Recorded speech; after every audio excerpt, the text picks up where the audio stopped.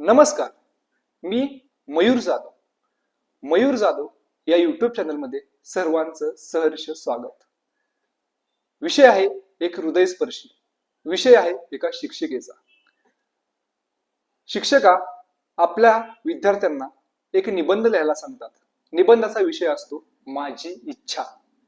विद्यार्थी माझी इच्छा हा निबंध लिहितात आणि तो निबंध झाल्यानंतर मॅडम सर्व पेपर घेऊन आपल्या घरी जातात आणि पेपर चेक करत असताना त्यांचे पती मोबाईलवरती काहीतरी शेजारी करत बसलेले असतात.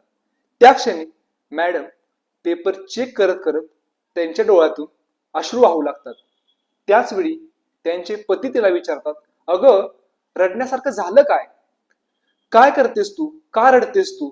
तेव्हा त्या मॅडम सांगतात, अहो मी आज शाळेमध्ये माझी इच्छा हा निबंध विद्यार्थ्यांना लिहायला सांगितला होता आणि निबंध वाचत असताना एका विद्यार्थ्याचा निबंध पाहून माझ्या डोळ्यातून अश्रू आले.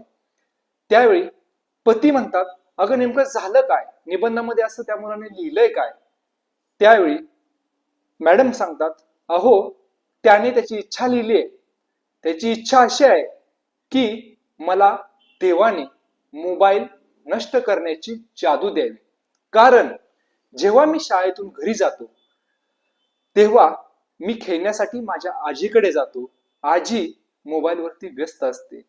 पुन्हा मी माझ्या आईकडे जातो. आईला विचारतो, आई माझ्यासोबत खेळ. त्यावेळेस आई देखील मोबाईलमध्ये व्यस्त असते. बाबा ऑफिसातून येण्याची वाट पाहतो.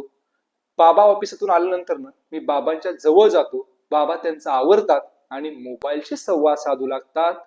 मला बाबाही खेळासाठी वेळ देत नाही, आजीही खेळासाठी वेळ देत नाही, आई सुद्धा खेळण्यासाठी वेळ देत नाही. म्हणून देवा मला एकतर मोबाईल नष्ट करण्याची जादू दे किंवा मोबाईल बनण्याची जादू दे, जेणेकरून मी मोबाईल झालोच तर मी कायम मला खेळावंसं वाटलं तर मोबाईलच्या माध्यमातून मी माझ्या आजीजवळ राहील, मोबाईलच्या माध्यमातून मी माझ्या आईजवळ राहील, मोबाईलच्या माध्यमातून मी माझ्या बाबांच्या जवळ राहील. पुन्हा ते बाबा म्हणतात, ते पतिदेव त्यांच्या बायकोला म्हणतात, अगं किती निर्लज्जास्पद गोष्ट आहे ना, बघ ना, साधा मुलाला आपल्या भावना व्यक्त करण्यासाठी सुद्धा निबंधाचं माध्यम घ्यावं लागतंय. एवढे कसे निर्दयी त्याचे आई वडील असतील.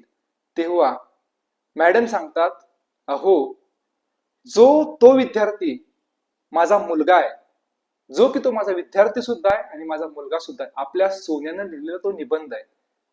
आश्चर्यचकित होऊन त्याचे वडील सुद्धा रडू लागतात, जेणेकरून त्या मॅडमचे पतिदेवही रडतात, मॅडम ही रडतात आणि त्या दोघांमध्ये एकमेकांना संवाद साधण्याचं माध्यमच संपून जातं. माफ करा, मला आज ही व्यथा मोबाईलच्या माध्यमातूनच मांडावी लागते. ही विषमता नेमकी काय आणि ह्या विषमतेचं कारण मला नक्कीच तुम्ही सांगा. जय हिंद, जय महाराष्ट्र.